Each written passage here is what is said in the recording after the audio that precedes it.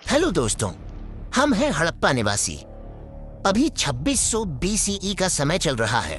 आपके एग्जाम में हमारी सभ्यता से बहुत सवाल आते हैं, इसलिए ये वीडियो ध्यान से देखें। आज से करीब 5000 साल पहले हमारे देश की धरती पर ऐसी सभ्यता बसती थी जो न सिर्फ शानदार शहरों का निर्माण करती थी, बल्कि बेहतरीन नालियां, चमकदार बर्तन और अनोखी मूर्तियां भी बनाती थी। जी हाँ, मैं बात कर रहा हूँ हड़प्पा सभ्यता की। स्वागत है आपका हमारे शहर मोहनजोदाड़ो में। साल लगभग 2600 BCE है। आइए चलते हैं उस दौर में जहाँ से हमारे इतिहास की सबसे पुरानी और रहस्यमयी कहानी शुरू होती है। ये लगभग 2500 साल ईसा पूर्व ये सभ्यता दक्षिण एशिया के पश्चिमी हिस्से में फैली हुई थी, वो इलाका जो आज पाकिस्तान और पश्चिमी भारत कहलाता है। आपको जानकर हैरानी होगी कि सिंधु घाटी सभ्यता उस समय मिस्र, मेसोपोटामिया और चीन जैसी दुनिया की सबसे पुरानी सभ्यताओं से भी कहीं ज्यादा उन्नत थी। सन 1920 में जब भारतीय पुरातत्व विभाग ने यहाँ खुदाई करवाई तो हड़प्पा और मोहनजोदड़ो जैसे दो बड़े नगरों की खोज हुई।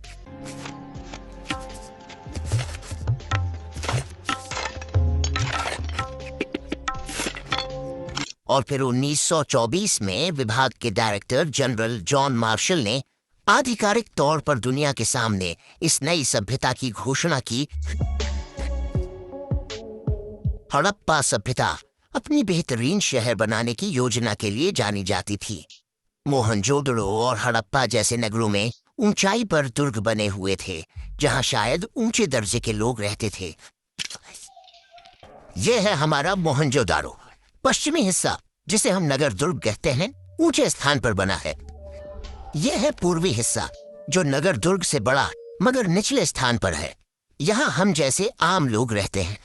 इन दुर्गों के नीचे ईंटों से बने आम लोगों के घर हुआ करते थे। इस सभ्यता की सबसे खास बात थी ग्रिड सिस्टम, मतलब सड़कों को इस तरह बनाया जाता था कि वे एक दूसरे को सीधी 90 डिग्री पर काटे। देखिए, हमारी गलियां पूरी तरह सीधी हैं और 90 डिग्री के कोण पर एक दूसरे से मिलती हैं। ऐसी व्यवस्था आपको हड़प्पा और मोहनजोदड़ो दोनों स्थानों पर दिखाई देगी। यहाँ बड़े बड़े अन्न भंडार बनाए गए थे।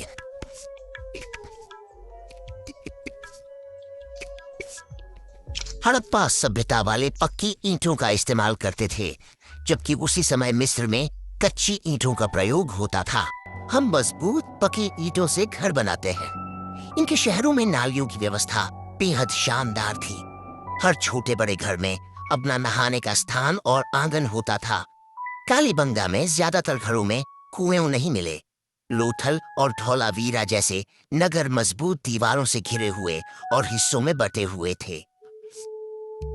ये है हमारा महान स्नानागार, पक्की ईंटों और जलरोधी गारे से बना। हड़प्पा सभ्यता के लोग कांसे की चीजें ढालना जानते थे। तांबा राजस्थान की खेतड़ी की खदान से मिलता था और टिन शायद अफगानिस्तान से लाया जाता था।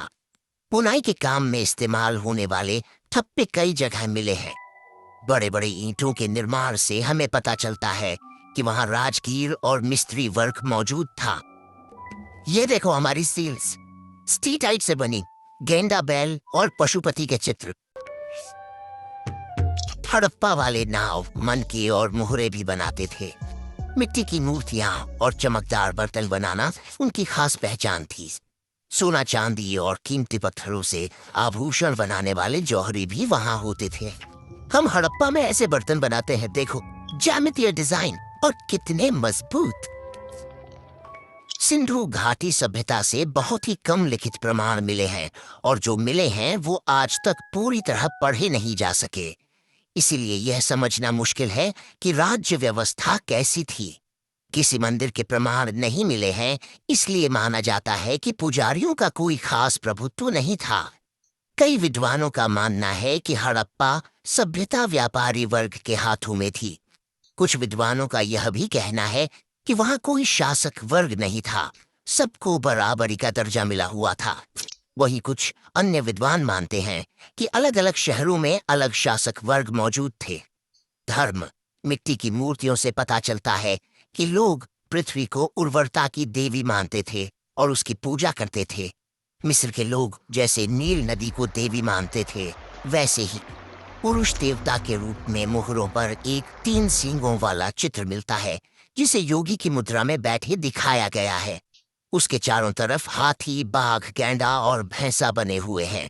पैरों के पास हिरण है।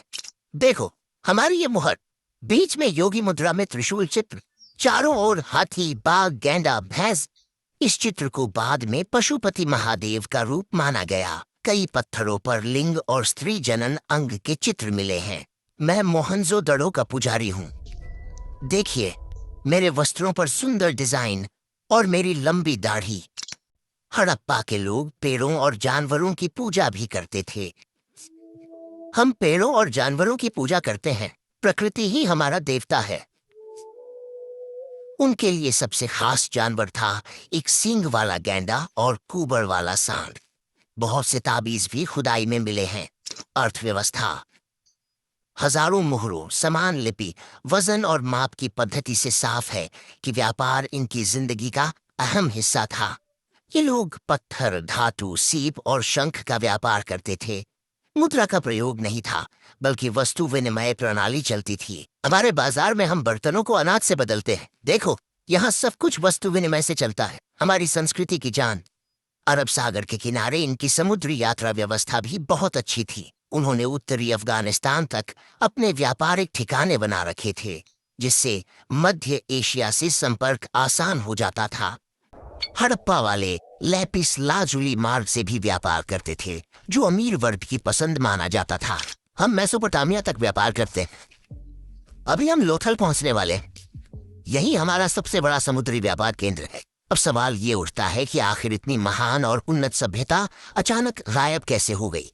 इतिहासकार मानते हैं कि लगभग 1800 ईसा पूर्व के आसपास सिंधु घाटी सभ्यता का पतन शुरू हो गया था, लेकिन इसके कारण आज भी पूरी तरह साफ नहीं है।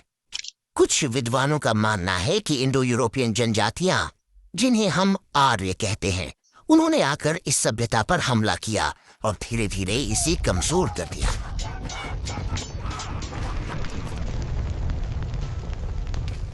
दूसरी ओर कई विशेषज्ञों का मानना है कि इसके पतन का असली कारण प्राकृतिक आपदाएं थीं। कहा जाता है कि उस क्षेत्र में भूगर्भीय हलचलें हों, जिनसे बार बार भूकंप आते थे।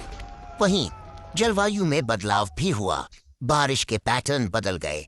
कुछ जगहों पर नदियों ने अपना रास्ता बदल लिया, जिसके कारण खेतों में बाढ़ आई और खाद्य उत्पादन पर असर पड़ा। इन तमाम कारणों की वजह से यह सभ्यता धीरे धीरे कमजोर पड़ी और आखिरकार अपना अस्तित्व खो बैठी।